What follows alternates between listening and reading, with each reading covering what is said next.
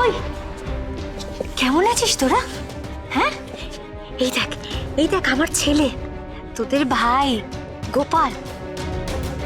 তোরা তোরা একটু গোপালের সঙ্গে খেলিস না কেন রে?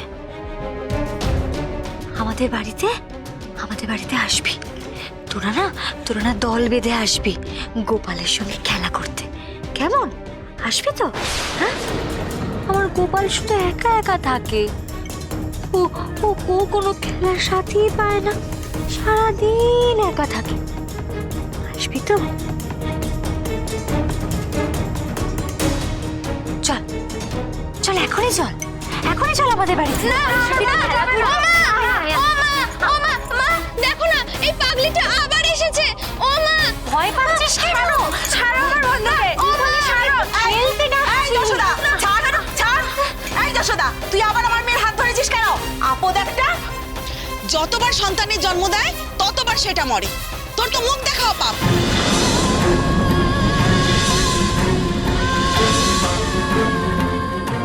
কই দেখি।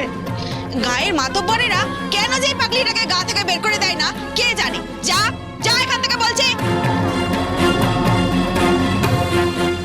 এই তো ভারী জ্বালাতন হলো, তাড়ালেও যায় না। যশোদা, যা যা বলছি। না, আমি যাব না। আমার গোপাল একটু মিনুদের সঙ্গে খেলবে। চল না, আর কিছু না। যাবি না? পাগলের ছাতা একটা। দাঁড়া, তোর একদিন কি আজকে আমার একদিন।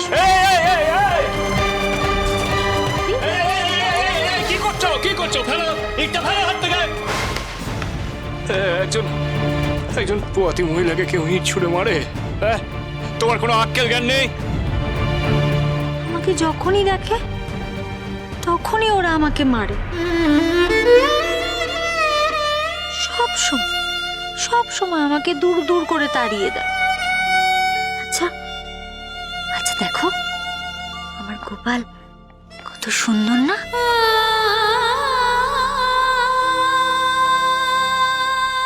ওরা যদি এরকম ঢিল ছুঁড়ে আমার গোপালকে মারে, তাহলে আমার গোপালের লাগবে না বলো?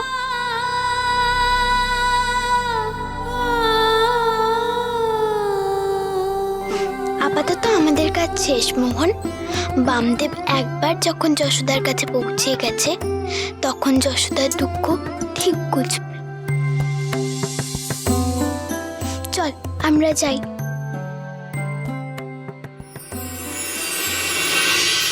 ও মা, মারে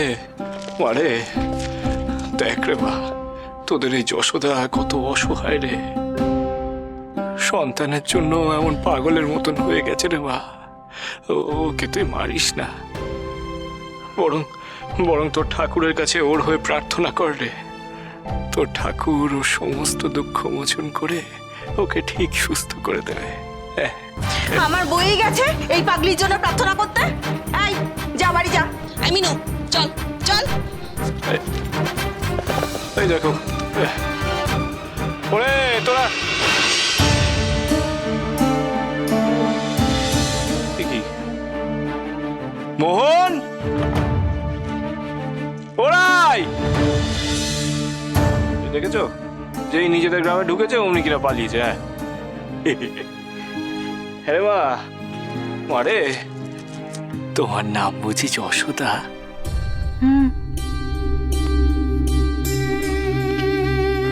যশোদা হবে হয়তো, তাই হবে, কি জানি। তা হ্যাঁ রে মা, তুই এমন অবস্থায় রাস্তায় ঘুরছিস কেন রে? হ্যাঁ, তোর ঘর কোথায় রে মা? তোর ঘরে কেউ নেই? আছে তো, বাড়িতে গোপাল ঠাকুর আছে, রাধা মাধব আছে, আমি রোজ পুজো করি তো। এই দেখো আমার ছেলে গোপাল, সুন্দর না বলো? দেখো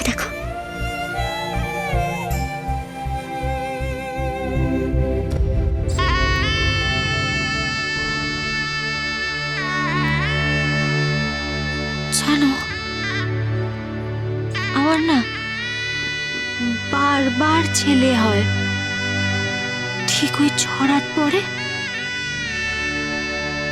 আমায় ছেড়ে চলে যায়, খালি চলে যায় আমায় ছেড়ে। চলে যায়? কোথায় কোথায় চলে যায়? যশোদা, যশোদা, যশোদা,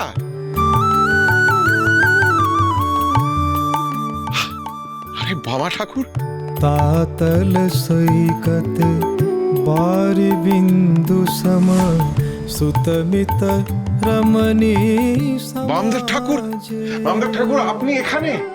সে কি গো, তুই আমাকে চেনো নাকি? আপনাকে কে না চেনে ঠাকুর? আপনি আমায় চিনবেন না। আমি আমি ভুবন বাউল। ও, যশোদা, কি করো বলো তো? তুমি এই অবস্থায় একা একা ঘুরে বেড়ালে চলে? হ্যাঁ, একা কেন বলছো গো? আমার গোপাল আছে না, জানো ওরা আমায় মারছিল। এই ঠাকুরই আমাকে বাঁচিয়েছে, নয়তো ওরা আমার গোপালকে খুব মারতো। ভুবন, যশোদা তোমার বউ বুঝি? হ্যাঁ গো ঠাকুর, গান গেয়ে ভিক্ষে করে আমার দিন চলে যায়। আমাদের তাতে কোনো দুঃখ নেই, দুবেলা ডাল ভাত জুটে যায়, তাতেই আমরা খুশি। কিন্তু আমার জীবনে একটাই দুঃখ ঠাকুর, যশোদার কোলে দুবার কোল আলো করে সন্তান এসেছিল ঠাকুর, কিন্তু কি অভিশাপে জানি না জন্মের 6 দিনের মাথায় আমাদের সন্তান মরে যায়।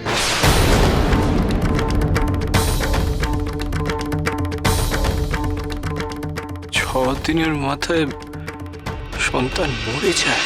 হ্যাঁ ঠাকুর, এবারও আবার এসছে। জানি না আমাদের কপালে কি আছে। দিন রাত রাধা মাধবের কাছে প্রার্থনা করছি যেন এবারে সন্তান আমাদের বেঁচে থাকে। থাকবে থাকবে থাকবে, এইবার থাকবে।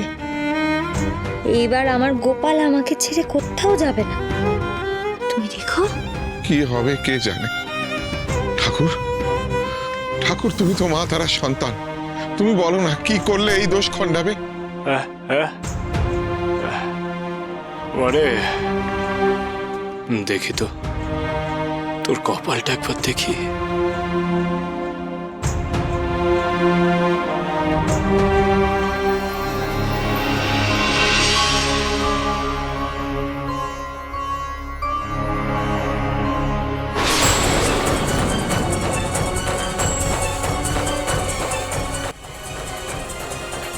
খুব শীঘ্রই যশোদার কোল আলো করে তোদের আবার এক পুত্র সন্তান আসতে চলেছে, কিন্তু সে সন্তানও বাঁচবে না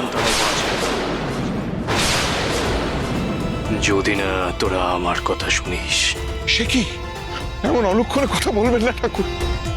আপনি আমায় বলুন ঠাকুর, কি করলে আমার এইবারে সন্তান বেঁচে থাকবে?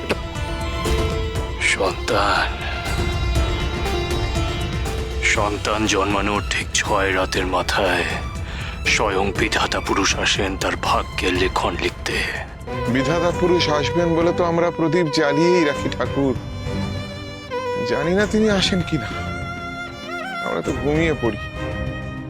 সকালে উঠে দেখি সন্তান মারা গেছে। শুনে রাখ ভুবন, এই 6 রাতের আগে অর্থাৎ ঠিক 5 দিনের মাথায় সন্তানকে সাথে নিয়ে তোকে আর যশোদাকে আসতে হবে তারাপীঠে আমার কাছে।